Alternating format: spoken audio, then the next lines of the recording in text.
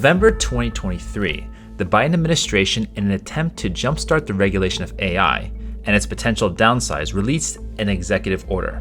In fact, this executive order was one of the first of its kinds to be passed in the United States.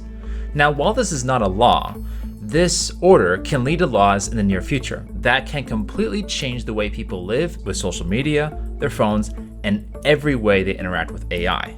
Now, this executive order touches on a few different areas, ranging from AI safety, security, privacy, equity, impacting jobs, competition, and also building relationships with other countries surrounding AI. In fact, the executive order itself is around 70 pages long. Now, for that reason, I would like to cover only 3 different parts of this executive order that will impact our lives in one way or another if the order is executed. The first thing I would like to cover from the executive order is AI safety. Now, with the rise of ChatGPT and Waymo trying to roll out their first automated cars in San Francisco, AI is really coming to the forefront of society and the concerns of what are the safety surrounding this kind of AI. But here's the tricky thing.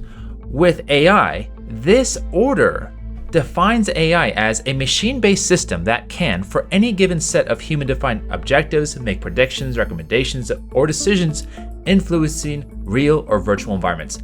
Basically, the scope is not based onto advanced AI platforms. It can be anything that makes predictions or influences people's decision making, which means the scope is very large for AI. Now, given this, the implications could be enormous because not just generative AI is being affected, but any sort of mechanism or technology that has this code influence. Think of AI recruiting, making sure that people are recruiting based off of solid criteria and not having bias. Or facial recognition, not identifying people for the wrong crimes, as I had a video on that last month. What the executive order is asking for is a couple different things. First off, to actually bring in experts from the government into companies to examine a few different pieces. One, if the company's using something called dual use foundation model, basically AI model that is trained on broad data, uses self-supervision, and contains at least 10 billion parameters. So very large sets for a unique type. In addition, the government executive order is looking to only impact AI models that have been trained with very large computing powers, 10 to the 26th, and AI clusters, essentially very large AI projects. So for smaller companies in initial phases probably will not be impacted. But here's the thing, sometimes even internal companies don't even catch these mistakes in the AIs they built. So how would an outside government entity or expert agent come in and be able to spot these issues to avoid safety violations in the future? Think the sexist Amazon AI recruiting tool that was used for unfavorable bias towards women. It's kind of garbage in, garbage out, unfortunately. It was basing its decision on 10,000 different resumes, and it was based on what hiring practices Amazon was already doing. So there might have already been some gender bias already in the data that was being put in, but what happened was the system essentially started discounting anytime someone had graduated from a female college or a women's college, or had the word women's in their resume, like captain of the women's chess team, for example. Here's the thing. Chances are Amazon wanted to avoid this, but would researchers from the government be able to spot this when the experts inside Amazon wouldn't? Hard to say. And an unexpected implication too of having this new data privacy regulation is larger companies, if they violate the terms of the government, can pay off the fees due to the violation. However, small companies might not be able to pay off these fees, leading to more of a monopolization. As Heba founder George Savolka wrote in an email, overregulation such as limits on model size and stringent reporting requirements will require barriers that only large monopolies can overcome. America is built on risk-taking, not red tape. Now, looking into the future, this executive order by the government states that this AI development, we the United States should lead this field. However, they're putting precautionary red tape in front of developers, which could lead to the slowdown of innovation. However, there are good use cases for this because different companies like Clearview AI, when they first started, looked at millions of images of people, classified those people, and now sells that information to different government entities for thousands of dollars. Probably not the best safety precaution, however, it was being used. while this might slow things down, and we would also see a lot less jumps in development, ultimately, safety should be a top concern. Now, along with safety, another item that this executive order touches on is privacy. Privacy has become an ever-growing concern, with companies like Meta being sued for collecting data on minors and showing that there's a psychological damage in place for the platforms and not doing much about it. Related to the Federal Child Online Privacy Protection Act.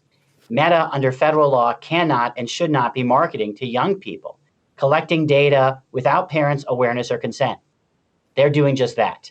In the section of 2E in the executive order, it states that the federal government will enforce existing consumer protection laws and principles and enact appropriate safeguards against fraud, unintended bias, discrimination, infringements on privacy, and other harms with AI.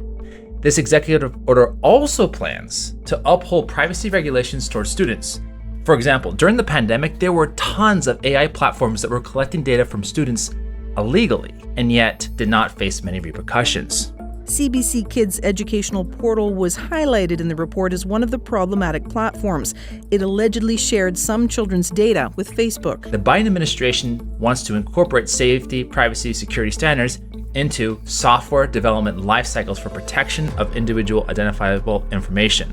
Now, this can include the address AI-enhanced cybersecurity threats in health and human services sector. An example where we can see this is what happened between Apple and Meta, where Apple, with having the Meta app in the Apple Store, started letting users turn off the information sharing that Meta was doing behind the scenes.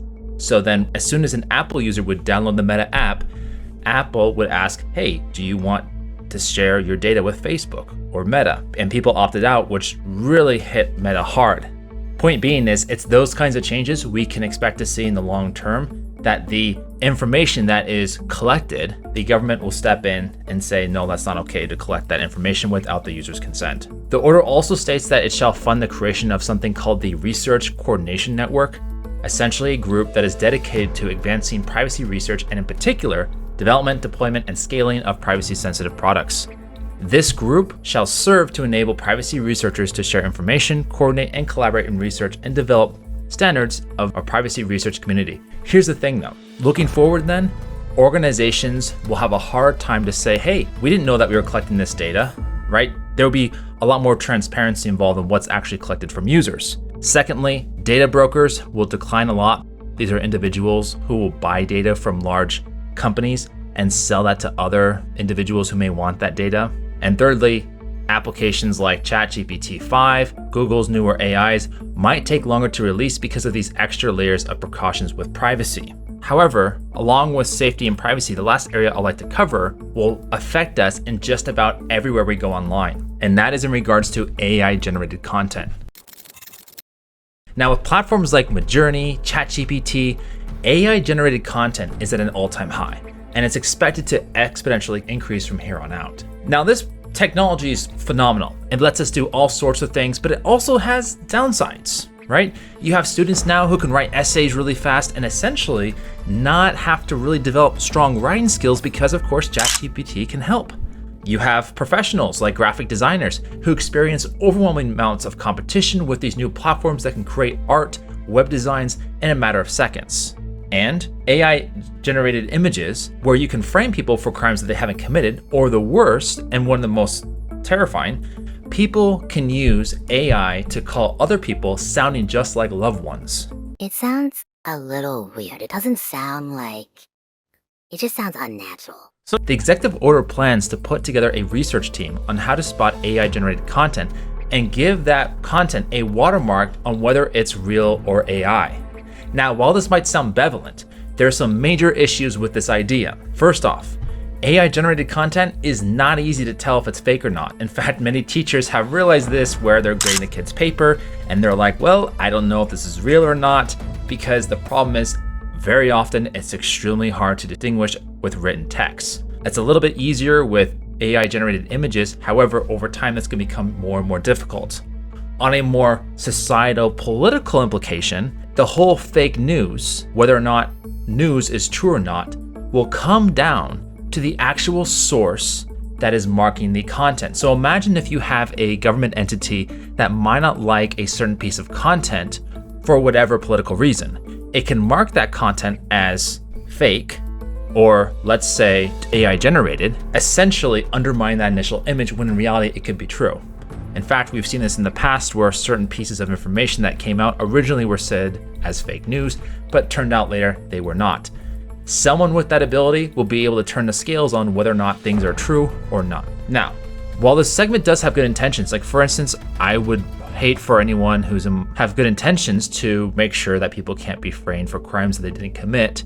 There's a strong likelihood in this application there will be a battle of watermarks that is currently happening with fake news. In addition, this item might be given up on as AI generated content gets better and better.